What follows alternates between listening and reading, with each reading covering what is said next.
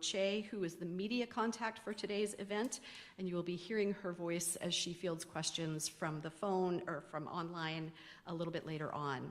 The news release and graphics related to today's announcement will be available on NOAA.gov shortly.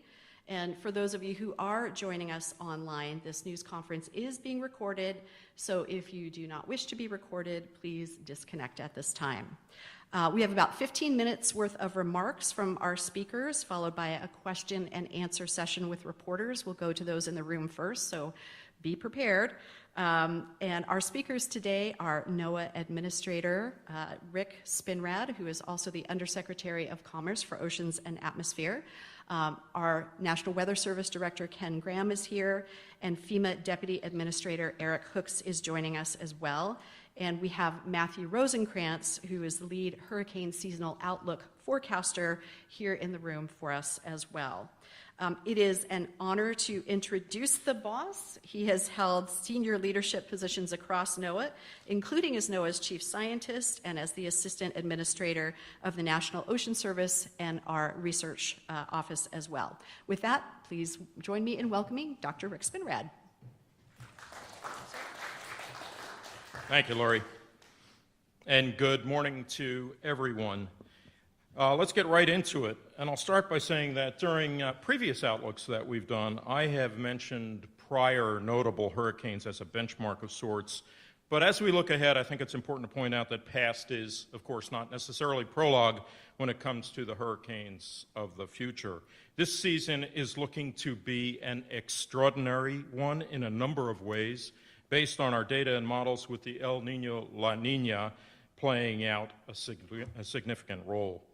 The key this year, as in any year, is to get prepared and stay prepared. We're going to be emphasizing that throughout these comments. It's the best way to reduce risk, especially the risk of potential loss of life. Our forecasters now are better equipped than ever, especially thanks to critical investments from the bipartisan infrastructure law and the Inflation Reduction Act. President Biden's Investing in America agenda has actually allowed us to enable rapid deployment of things like advanced water models, allowed us to build near real-time, high-resolution flood inundation maps across the country, and we've also begun our path toward next-generation radar. These investments are critical. We know communities can be devastated from the impacts of hurricanes. The associated wind, storm surge, and flooding produce damage that affects local economies, affects livelihoods for years after the storm has passed. Last season, even with most Atlantic tropical activity remaining offshore from the United States, tropical cyclones caused approximately $4 billion in damages for the contiguous U.S., and in the impacts of Hurricane Hillary added in the western U.S., that number rises to nearly $5 billion. The Department of Commerce and NOAA continue to work with partners to prepare for future storms and respond to the economic impacts inflicted on communities so that they can recover more quickly in the aftermath of the storm. With the official start of the Atlantic hurricane season beginning next weekend, NOAA is prepared to support our nation today with the most accurate and reliable information and environmental intelligence for the official government outlook. We will continue throughout the season to provide you with the official warnings and watches, of course, and our preparation for the season represents a whole of NOAA approach. I'd like to say just a word about what that whole of NOAA approach means. We recognize all of NOAA's 6 line offices play a critical role during, ahead of, and after a hurricane or tropical storm has impacted the United States. You'll hear shortly from Ken Graham, the head of the National Weather Service, on his office's preparation for the season ahead. I'd like to take just a moment to recognize NOAA's other investments and advancements related to hurricanes in all of our line offices. Our research line office, the Office of Oceanic and Atmospheric Research, is going to put into operation this season the 6th version of the Modular Ocean Model, or MOM6, as we call it. When we couple that with the Hurricane Analysis and Forecast System, or HAFS, as we call it, which began running within the Unified Forecast System framework last year, MOM6 is going to improve representation of the key role that the ocean plays in driving hurricane intensity. Something I can tell you as a card-carrying oceanographer warms my heart. I would add that this is just one example of OAR's research and modeling efforts. However, to have good modeling, we've got to have reliable and accessible data. So NOAA's National Environmental Satellite Data and Information System, NESDIS, has end-to-end responsibility for developing much of the critical data that we need to produce the forecasts. Next month, the satellite GOES-U is scheduled to launch, which will provide atmospheric and oceanic data critical to our efforts to forecast tropical activity. NOAA's National Ocean Service supports and strengthens preparedness, response, and recovery efforts to improve community resiliency. NOS provides those critical coastal survey overflights which allow us to reopen harbors and ports and ultimately revive economies with great speed and efficiency. Our Office of Marine and Aviation Operations plays a critical role in obtaining data from storms while they are over the ocean. In particular, our Hurricane Hunter aircraft provide one of the only means for collecting data directly inside the storm. It's these data that provide the most improved outputs from our forecast models, and in fact, Hurricane Hunter aircraft data were critical to observing the rapid intensification that we saw of Hurricane Otis in the eastern Pacific last season, which, as you'll recall, made landfall as a devastating Cat 5 hurricane near Acapulco. OMAO, Marine and Aviation Operations, will continue to fly our P-3 Hurricane Hunter aircraft into storms for as long as we can, while also we are continuing efforts to secure critical funding that's necessary to replace our aging current fleet with updated planes. And NOAA's National Marine Fisheries Service is critical in the recovery efforts after storms past, including things like assessment of reefs and the conduct of coral rescue and stabilization. These are key efforts to help marine environments and local economies recover. Let me just say a quick word about our partnerships, too. That was my run-through on the internal, the introspective aspect, but preparing for and responding to hurricanes requires that we at NOAA work closely with our partners in the federal government, the private sector, state governments, local jurisdictions, and of course, NGOs and academia. And I'm delighted today to be joined by the FEMA Deputy Administrator, Eric Hooks, who will have an opportunity to share with you some of the perspectives from FEMA in just a few moments. Our two agencies, NOAA and FEMA, work very well together. We've got NOAA liaisons at FEMA National Headquarters. FEMA has liaisons presently at several Weather Service centers, including the National Hurricane Center in Miami. We value our partnership with the U.S. Navy to help fill critical observational gaps, for example, by providing gliders. Navy gliders provide critical data important in improving our forecast models with inputs from data-sparse areas and at times where it's hard to collect the kind of data that we need as we see hurricanes growing and strengthening. Last year, the U.S. Air Force flew a total of 93 missions with their C-130Js during the hurricane season, providing extremely valuable information from within storms coupled with our own P-3 flights. We also work closely with many other nations, including operating Hurricane Hunter aircraft, our own Hurricane Hunter aircraft from Barbados and Curacao. This enables us to safely reach and operate within locations, including the far eastern Caribbean, areas that would otherwise be unreachable. These are just a few examples of the crucial partnerships NOAA values as we head into the 2024 hurricane season. So, where do we stand today?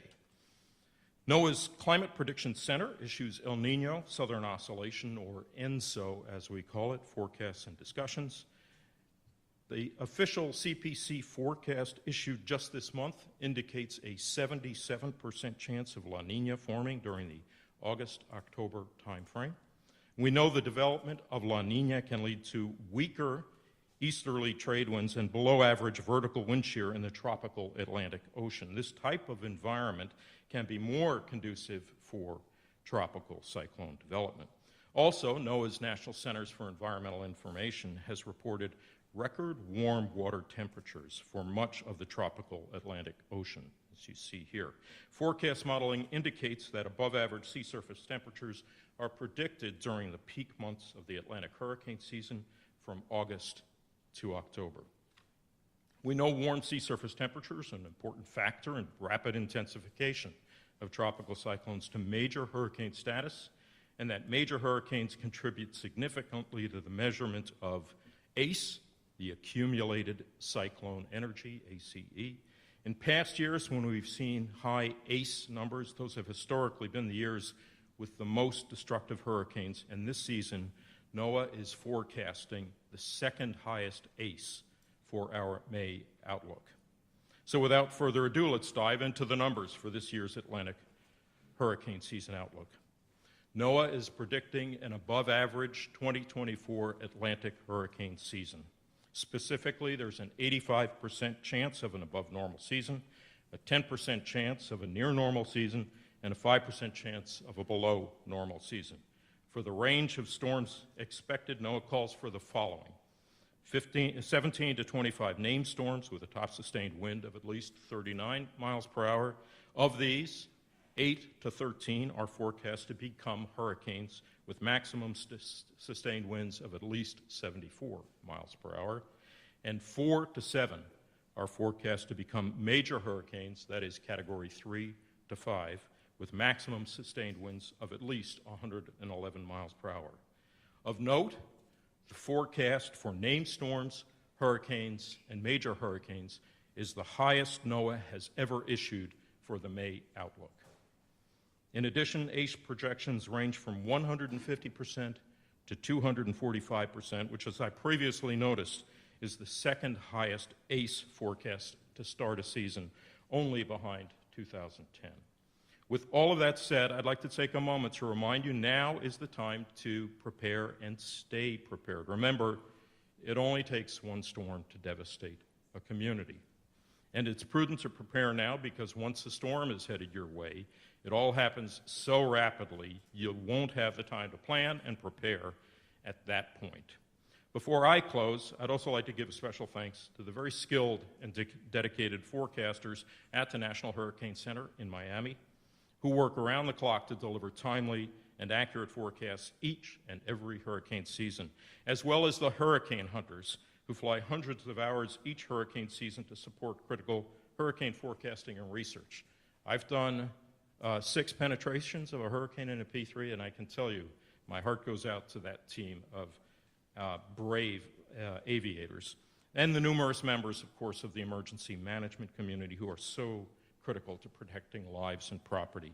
The experts at the Climate Prediction Center who develop seasonal outlooks, including the hurricane season outlook, who use a number of tools to help decision makers, emergency managers, and the public when preparing for the season ahead.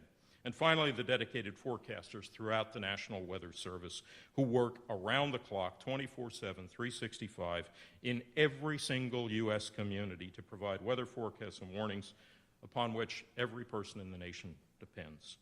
The dedication of these public servants quite literally saves lives, safeguards our communities and businesses. We need this entire team of top skilled experts to produce the NOAA Seasonal Outlook, which is the official outlook for the federal government. And now it's my pleasure to introduce the head of the National Weather Service, the director, Ken Graham. Ken, the floor is yours.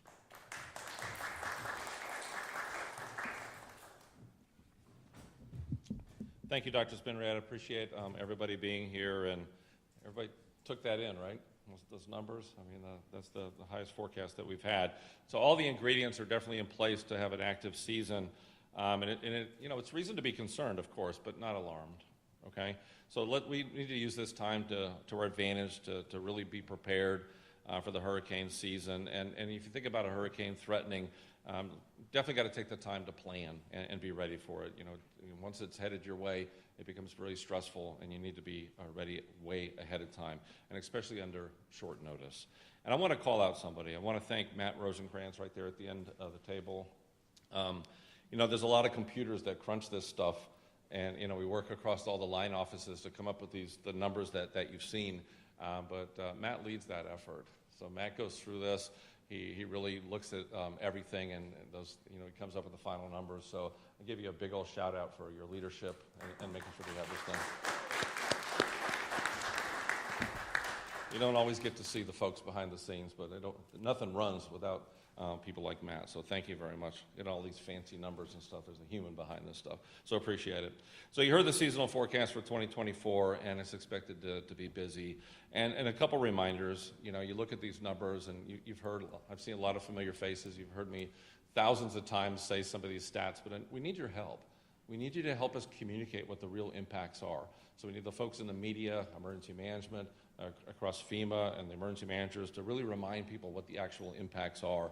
And it's important to keep talking about these every season. So busy or not, it only takes one storm to make landfall or one to even get close to you to be a busy season, right? So there could be many storms like we're predicting, but it's that one that reaches you, and that could be a busy season. So we need everybody to be completely prepared. And I think it's important to remember it's about the impacts, not the category. And everyone's heard me say that a lot. The Saffir-Simpson scale measures the wind, right? But it's actually those other impacts. It's the water. Please help us communicate the dangers of water. This is a very critical thing. I've 30 years been saying this, and we're making headway on this, but we need you to every single year remind people. And we looked at 2013 to 2023 to really reevaluate some of the numbers and where we see the most fatalities. 90% of fatalities result from water.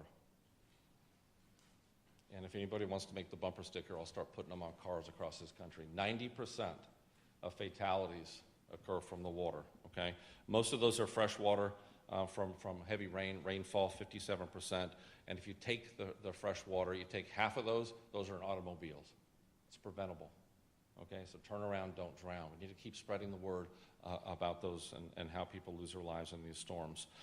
41 storm surge fatalities took place in Hurricane Ian, and that's a reminder of the great loss of life that we can get from these big storms and storm surge. Historically, and you remember for a long time we talked about storm surge causing the most fatalities. We've talked about that. We worked really hard to really get the word out on storm surge. In fact, we actually have a special warning out for storm surge, separating the storm surge warning from the actual wind warning. And we've actually reduced fatalities from storm surge because we were allowing officials to evacuate vulnerable areas earlier. The threat's still there, but we're actually making a dent in this. We have a lot more work to do. Since 2013, we've seen more fatalities from surf and rip currents than we have from wind and storm surge. Okay, so let's keep spreading the word about the rip currents. Don't be out there in the water when these systems, don't surf taking advantage of the big waves. Let's not do that because we're losing people every year. So help us spread the word on that as well. So remember, you always got to run from the water, hide from the wind. Impacts aren't just coastal, they occur well inland. So those in the media well inland, please spread the word that these tropical systems is not just a coastal thing. You get a lot of impacts inland. And look at the stats. You look back at certain hurricanes. I was thinking about it yesterday.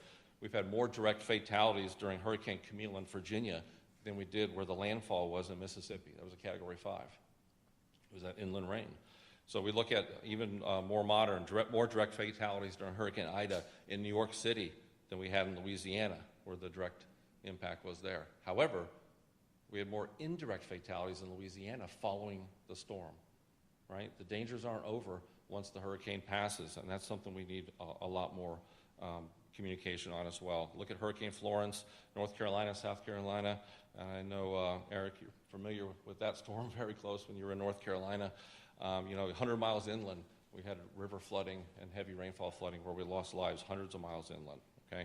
So hurricanes impact far beyond the coast. Be aware and prepared no matter where you live. The threat isn't over after the storm. I can't stress this enough. And we look since 2013, the direct fatalities from these tropical systems direct were 455 from the rain, the storm surge, and the wind. Indirect fatalities during this same period of time, 418. You see what I'm saying?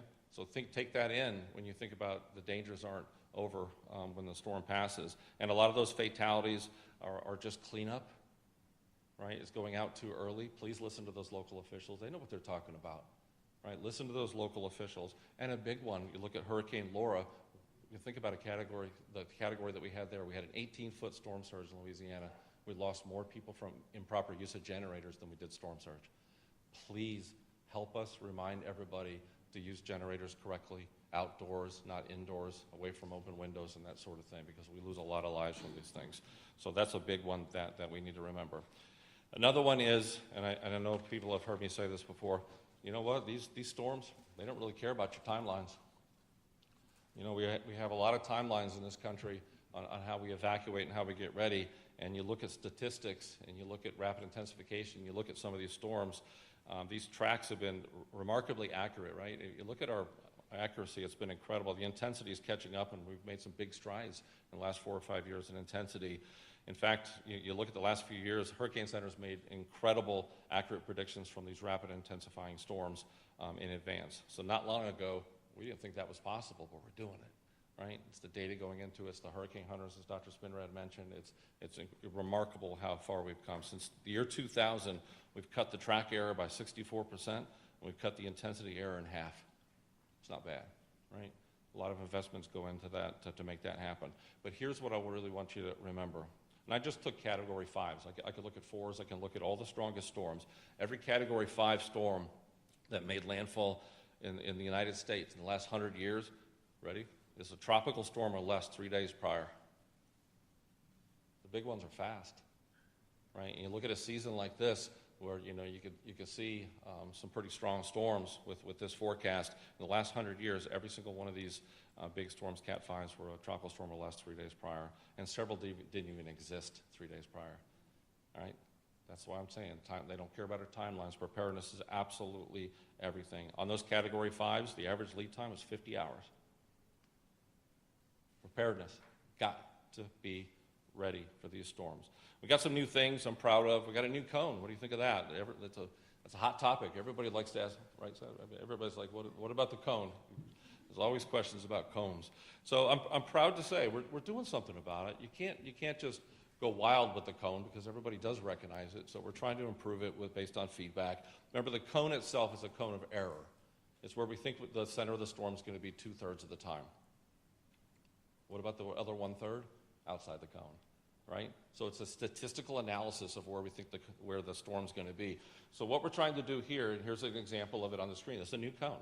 So you're going to still have the cone of uncertainty with a statistical analysis, but at the same time, we're also going to put our watches and warnings. We're going to put the impacts on the map. And this is a way that we can show everyone in the public and give everybody in the media a graphic to show to say, wow, there's sure a lot of impacts outside that cone, right? The graphic is so powerful because it means more than me saying, hey, there's impacts outside the cone. Okay, fine, but now you can see it, okay? So this is experimental. We're going to try it this year. I'm super excited about it. So you can see, look how big the impacts are and how many of those impacts are outside the cone. The other part of it is the Spanish language translation using artificial intelligence, AI. You know, for decades, we had people in Puerto Rico, San Juan, translating our tropical products into Spanish. Now we've partnered with a company called Lilt, and we're actually using AI to be able to translate that right as we go, fast. That's important. And we have humans that get in there and correct it, and then the AI remembers that correction, and there you go. It's able to fix any errors that we have because there's a lot of dialects when you look at all the countries we serve across the globe. So I'm going to wrap it up. Got to be prepared is the big takeaway. And, hey, we're getting ready. How about you? Right? So let's get everybody ready for this hurricane season. We've been through some pretty tough seasons. We're going to get through this without a doubt. And speaking of being ready, we think about what FEMA does for a living and an incredible partnership that the Weather Service and NOAA has with our partners at FEMA. You think about federal agencies working together. We're side by side all the time in what we do, and just to really appreciate that relationship. So I want to hand it off to my friend, FEMA Deputy Administrator Eric Hooks.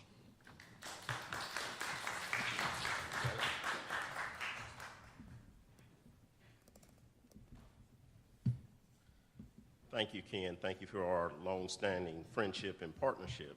Good morning, and thank you, Dr. Spinrad, for hosting us here for this important event.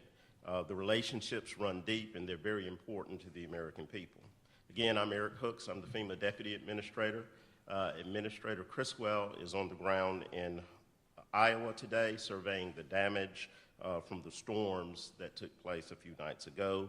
Our thoughts and prayers are with those who lost loved ones, and we keep those communities in the Midwest in our thoughts as they begin their recovery. Concerning today's topics, as severe weather events, including hurricanes, continue to increase in frequency and duration, the collaboration between FEMA, NOAA, and the National Weather Service is more important than ever. I also want to acknowledge the journalists and the media who are gathered here today for this critical work as you continue to amplify the life-saving, life-sustaining messaging that's needed across this nation, especially when we head into this year's hurricane season. Also, especially because with intensifying storms, we may have less time to warn communities. Time is of great value, and we need your help to leverage every minute to keep people safe. We're just over a week out from the 2024 Atlantic hurricane season, so we're getting down to the wire when it comes to ensuring communities are prepared for whatever lies ahead. So before hurricane season officially begins, my message to the American people is this: take time to make sure that you have a clear understanding of your unique risk now. Do you have medication that requires refrigeration? Do you have a medical device that requires electricity?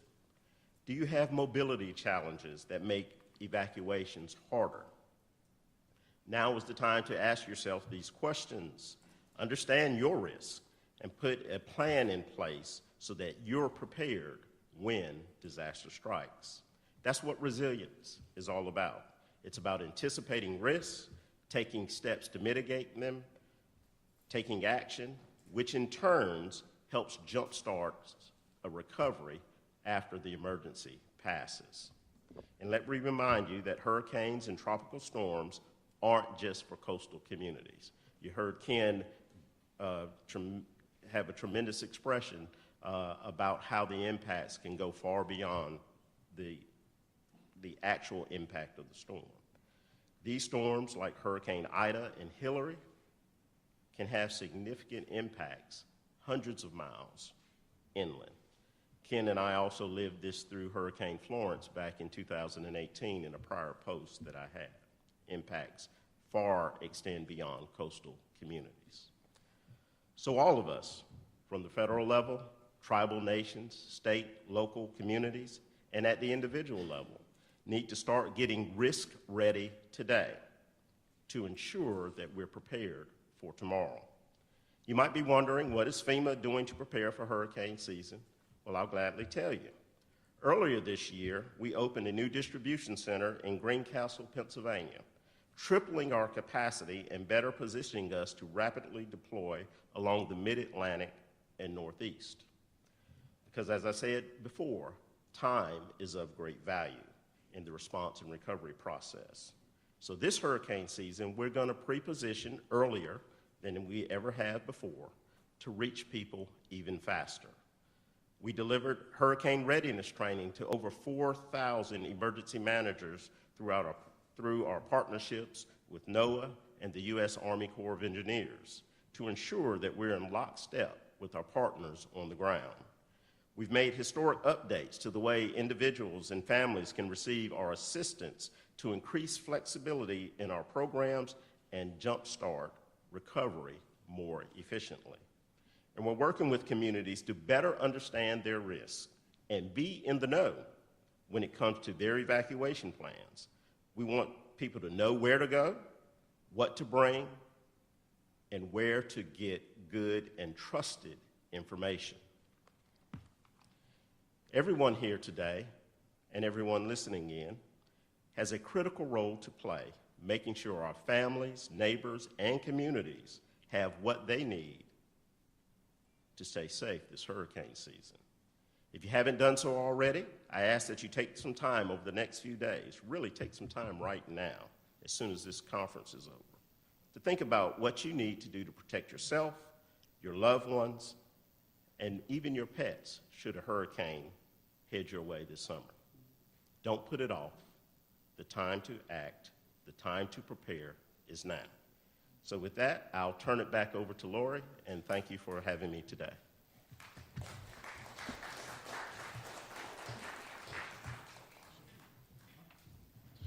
Thank you, Deputy Administrator Hooks. Before we move on to the Q&A portion, I want to again thank and acknowledge Matt Rosenkrantz, our lead hurricane seasonal outlook forecaster with NOAA's Climate Prediction Center, and note again that Matt is available to answer questions about the science behind the hurricane outlook.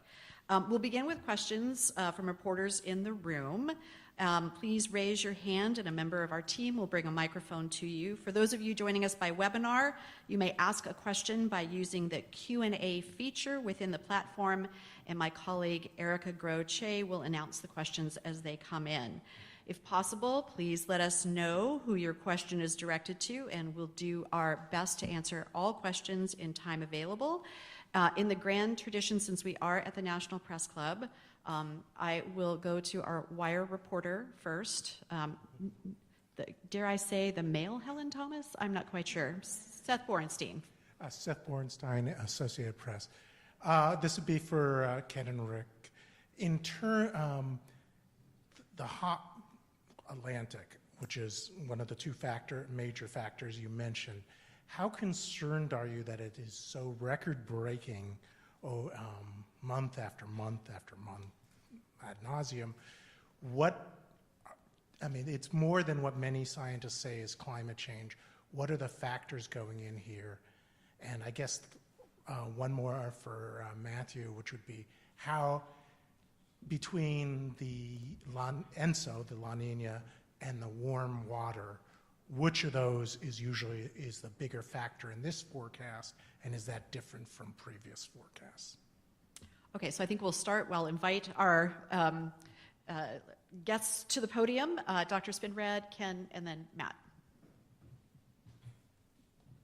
Yeah, thank you, Seth. I'm going to take a 60,000-foot view. Your question, one translation of it is talk a bit about the breadth of implications of the extraordinarily high temperatures we're seeing specifically in the Atlantic.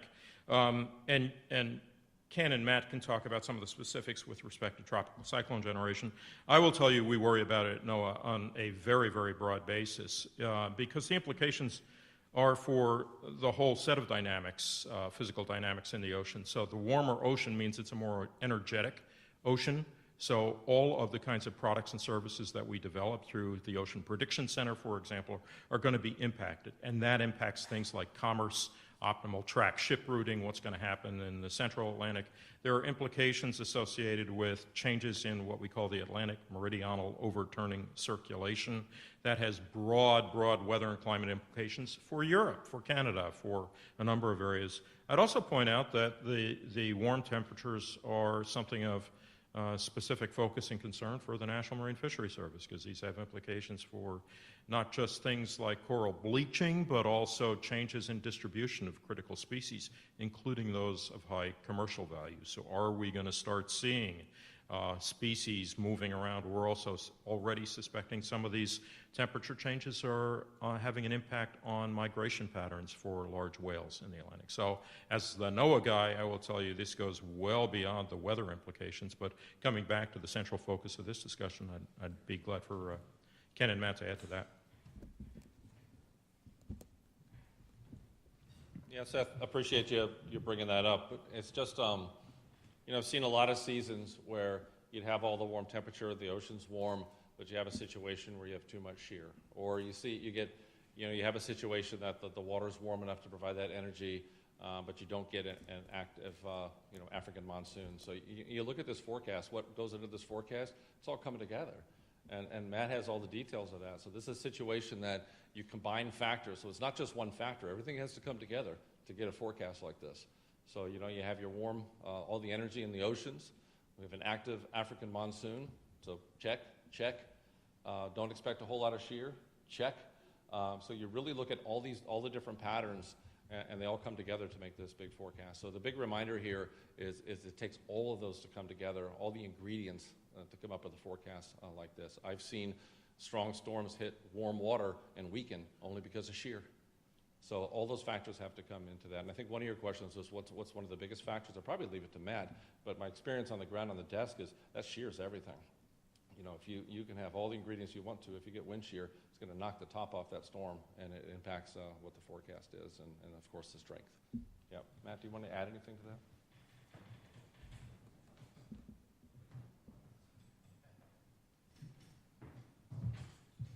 Yeah, so you asked about the relative importance.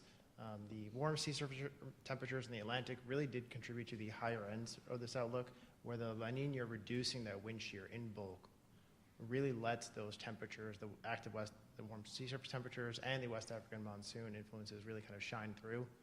And it's really mostly a lot of those wind shear changes happen in the western part of the basin, the Gulf of Mexico and the Caribbean. That's where those most notable wind shear reductions that allow those storms that Ken just talked about to kind of really stay together. So those are the kind of major factors in the season. We've retrained some of the regressions this year, and when I do that, the sea surface temperatures in the Atlantic and the El Nino or La Nina conditions, they actually have about the same amount of weighting in those regressions. So any given year, they're about the same. And they explain about 35 to 40% of the variance, each one of them.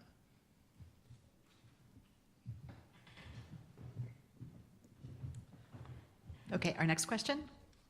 Good morning. Excuse me. Good morning. Mary Marshall from WCA9 here in Washington, D.C. A question for NOAA and a question for FEMA. Excuse me. How concerned are you all about rapid intensification this year? You mentioned earlier that you got about 50 hours. That's not a lot of time to do a lot of evacuating. Just how concerned are you all about it given the warm ocean temperatures and the wind shear? And for FEMA, are there any special funds set aside for Gulf states? A lot of these communities are having a hard time either obtaining insurance or paying the higher insurance cost when it comes to tropical systems. Is there anything additional set aside for potentially from Texas up through Florida that may be impacted most? Now, we know that it can go inland, but just those areas are usually kind of, especially Florida, in the way of it.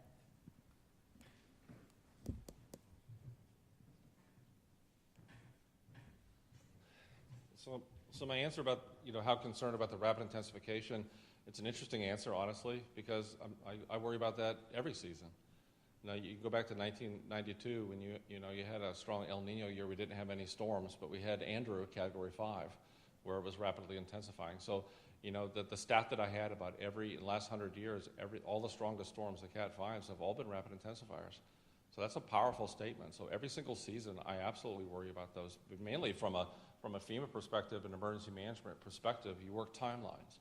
So you practice, you exercise these timelines. At this point, we're going to do this. We're going to open shelters. At this point, we're going to look at evacuation. So you work that timeline. And it's comfortable when you work the exercise at 72 hours, 120 hours. That's real comfortable. But the reality is the big ones may only be 50 hours.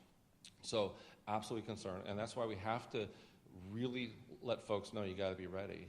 So you can't wait till the storm surfaces because you may not have the time. Then you're competing to get water. You're competing you're getting the big long lines for evacuations, the traffic.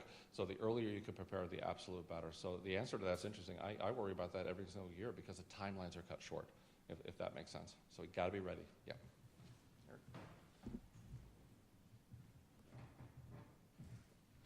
Thank you for the question. Certainly echo Ken's sentiments.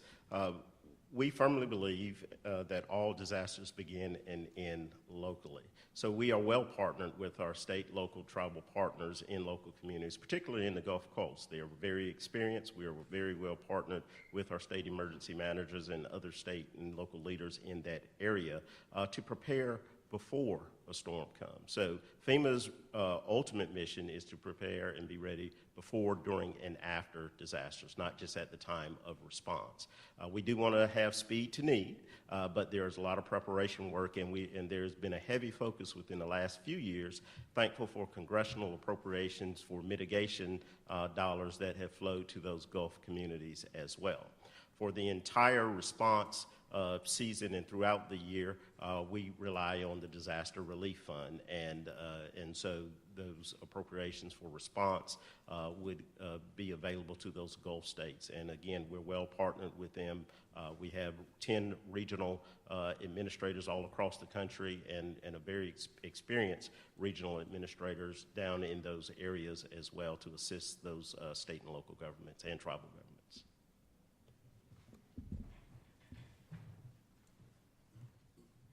Okay, other questions from reporters in the room? Yes, here in the front and other side. I think she'll get there. You go. Good morning. Thanks for holding this briefing. I just wanted to make sure I understand. Are you saying that you have never issued a forecast this alarming in the past? And I also had a second question, and that has to do with more specifically, you mentioned how infrastructure could be affected, shipping and that sort of thing. Do you have any thoughts on how this could affect infrastructure along the coastlines, such as LNG, export terminals, and other infrastructure? And this may be two questions for two different people. Thank you.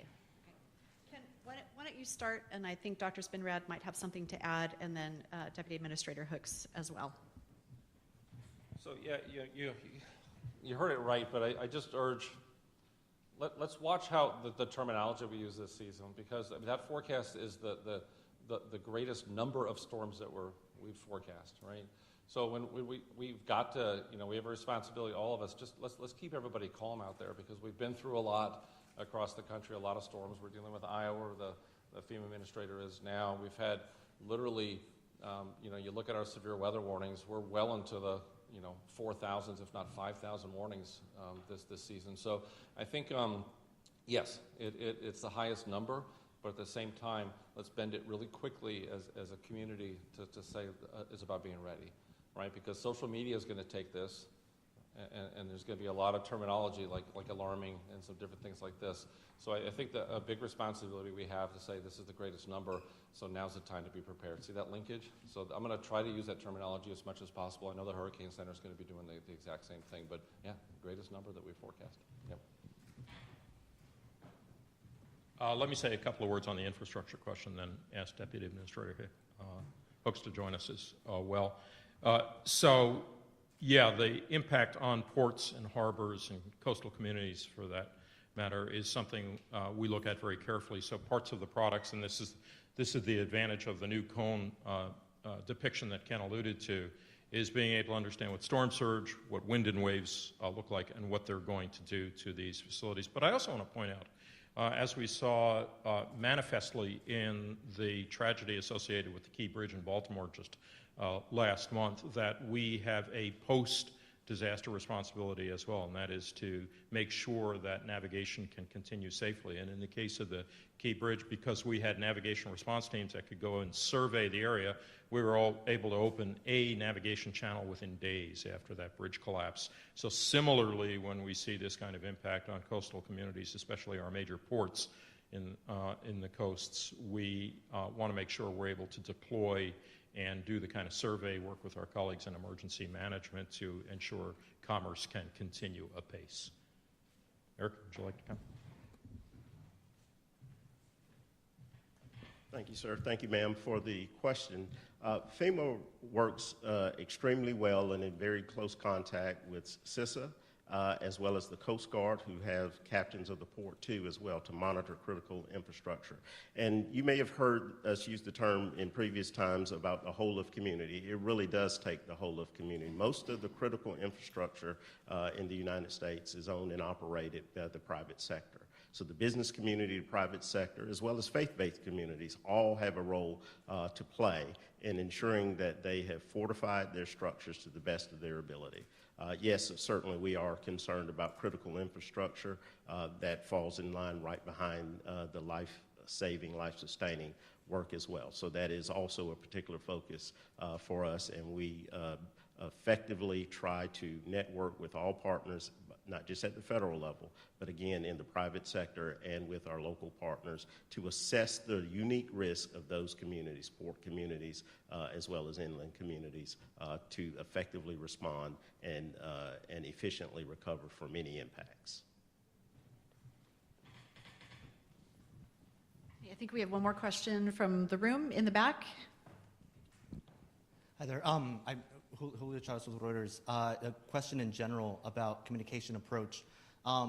Covering Hurricane Ian, I met a man in Matlacha, a small island that was practically almost wiped off the map. And he could hold these two thoughts separate in his head. One was the ocean is getting warmer because his son was in the Navy and his son had told him, yeah, Dad, the ocean is getting warmer. He could also acknowledge that warmer waters mean stronger storms. However, the instant you mention, like, well, because the ocean is getting warmer, the storms are getting stronger, he would completely shut down. Refused to acknowledge, accept it, entertain the idea entirely. What communication strategy do you all have to be able to engage with communities that aren't able mentally? Like it was extraordinary to see. It was just not connecting at all. He was refusing to acknowledge it. What's the communication strategy for these communities, especially some of them live in coastal areas? Yeah, thank you for the question.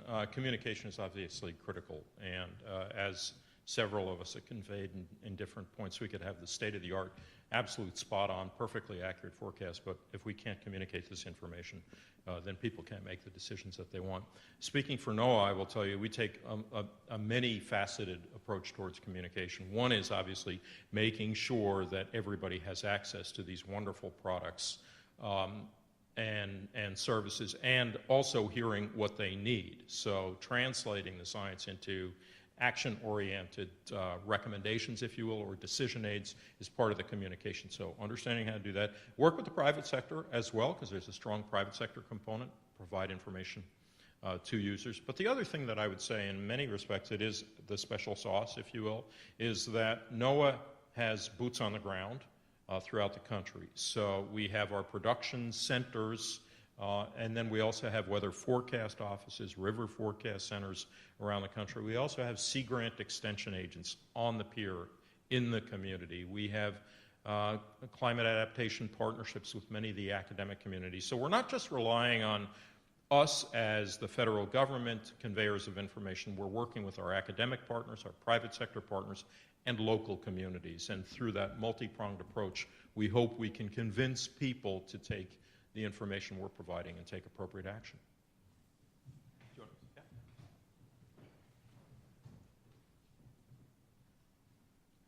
Thank you, Dr. Spinrad. Absolutely correct. And I just, another reminder, what you ask is so important, because there's a social science perspective here, right? I mean, we focus so much on the physical science here with the outlook. We talk about a lot of that part of the science.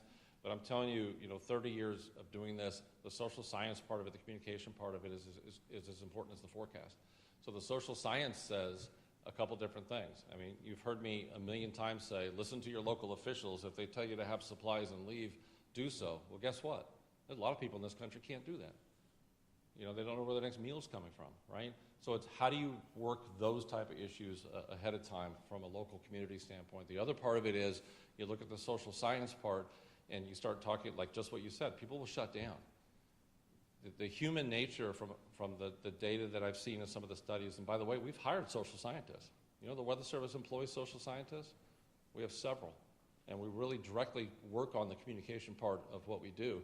And the data shows that if somebody gets too much information, do you think they'll be over-prepared? They shut down.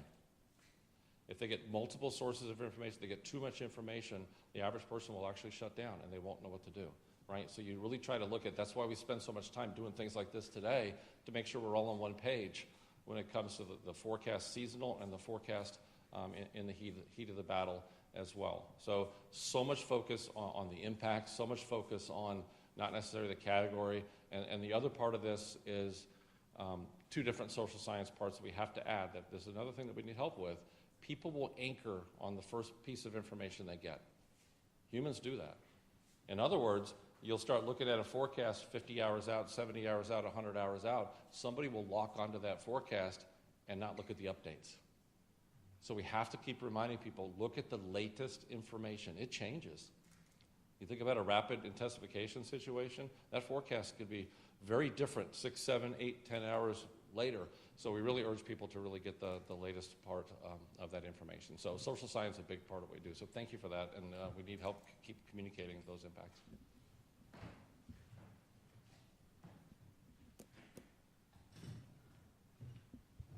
Again, thank you for the question. Great question, and I'll amplify what my colleagues have already stated. One of the things that we certainly know at FEMA is that people receive information in a variety of ways. This is an important mechanism for the entire nation to receive information. But there are some individuals that may not gravitate toward mass media or, a statement from me coming from a microphone.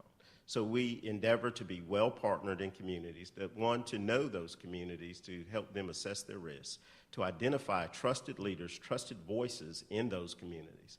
Those may certainly come from municipal business leaders. They may come from elected leaders that are closer to the localities. They may be from business leaders. They may be from faith-based leaders too as well.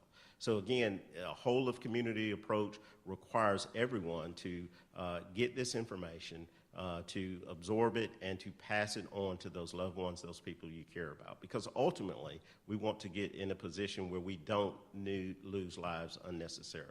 And there are some very hard to reach populations and people that have a particular view of, well, I've lived through this for X amount of years. But as Ken has said and Dr. Spinrad has said before, it only takes one storm.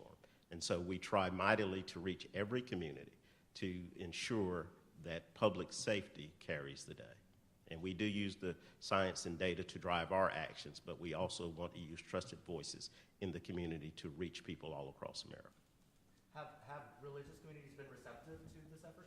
Absolutely. We have robust engagements with religious communities, and they are at the forefront of providing messaging, holding community meetings, and getting messaging out to people that not only attend their faith-based institution, but to all people in communities. So we found that to be a very, very valuable resource for us.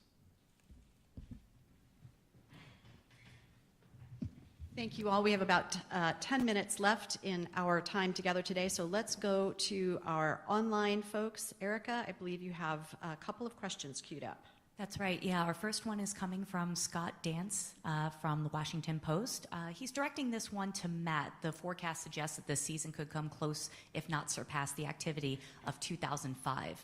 How does the outlook of this season compare to the outlook then? And he wants to know some of the elemental kind of things, like where the water's warmer. And if you can touch on how much heat is in the main development region, because we've gotten several questions about that as well, that would be great.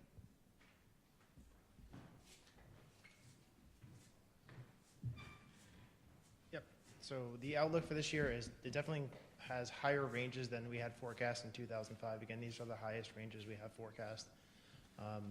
The sea surface temperatures in the main development region right now are 1 to 2 degrees centigrade or 2 to 3.5 degrees Fahrenheit above normal. They are equivalent to what we would normally see during August, and they are dramatically warmer than in 2005 and even 2010, which is another one of our large analogs to this. And can you repeat the rest of the question? There's a lot in there. Yeah, we've gotten several questions about ACE and about the amount of heat in the main development region. People want to know if that is the main contributor to this outlook, or if, can you pin down one particular thing that made this outlook the biggest that you've ever had, or is it the confluence of factors? It's really the confluence of factors. All the things that Ken talked about and Dr. Spinrad talked about, the active West African monsoon, the coming La Nina, it really does take kind of most of the planet circulation changing to really, and aligning to really get these kinds of numbers to have the potential even for them. The local sea surface temperatures in the Atlantic, again, they are record warm. They are also the main development region, and portions of that are 120 days ahead of, right now they're ahead of schedule where they would be for later this year for portions of them. And that can have a lot of implications for both early season and late season activity, and that longer season is typically what we see of these busy seasons as well. They're linked. They're not separable on those two things. It's the longer season and the bigger seasons are usually because of those longer seasons.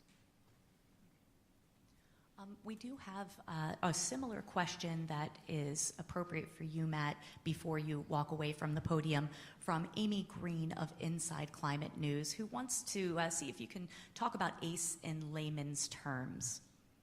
Yeah, so ACE, the accumulated cyclone energy, is you take the measurement of the wind at every advisory that comes out from the National Hurricane Center every 6 hours, so 0, 6, 12, and 18 Zulu time or Greenwich Mean Time. You take that value, you square it, and then you add that up throughout the entire hurricane season. We divide by 10,000, so that way the number is not so large, because otherwise it just has lots of zeros at the end of it that you don't really need. So that's really it, and it's a really good measure of the amount of energy. It goes back to our physics classes where energy is the square of the speed. So we just square the speeds. It's a really good relationship, just from any physics you took in your basic high school, and we apply that to the entire hurricane season. Thank you, Matt. Our next question is going to be for Deputy Administrator Hooks. This is from Sophia Schmidt of WHYY. Sophia would like to know if you can give some specific examples of steps that people can take to prepare, especially if they have medical devices that require electricity, mobility challenges, or medications. Sure. Thank you for the question. Yep. First of all, we want to make sure that that your local emergency management, your local community knows where these individuals may live, so that they and first responders can respond to them in a priority manner that may meet their unique needs too as well. It also will provide information to your local emergency managers and your first responders so that they can help tailor evacuation plans for you, can help tailor what hospital needs you might have, identify shelters and places that may have backup generators that can support your medical devices and your particular unique medical needs or your mobility and functional needs as well.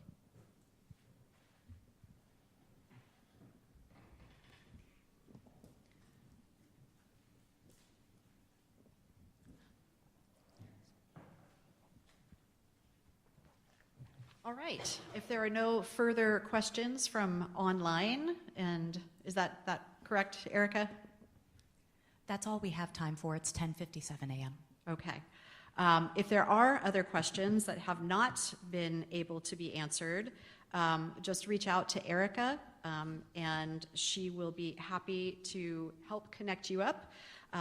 You can reach her at NWS, standing for National Weather Service, .pa@noaa.gov. I want to thank again all of our speakers today, Dr. Spinrad, FEMA Deputy Administrator Hooks, and National Weather Service Director Ken Graham, and of course our lead hurricane forecaster, Matt Rosencrantz. As a reminder, the release for today's announcement is available at NOAA.gov, and a recording of the event will also be added to the news release later this afternoon. So that does conclude our press conference. Thank you for joining us, and have a great day.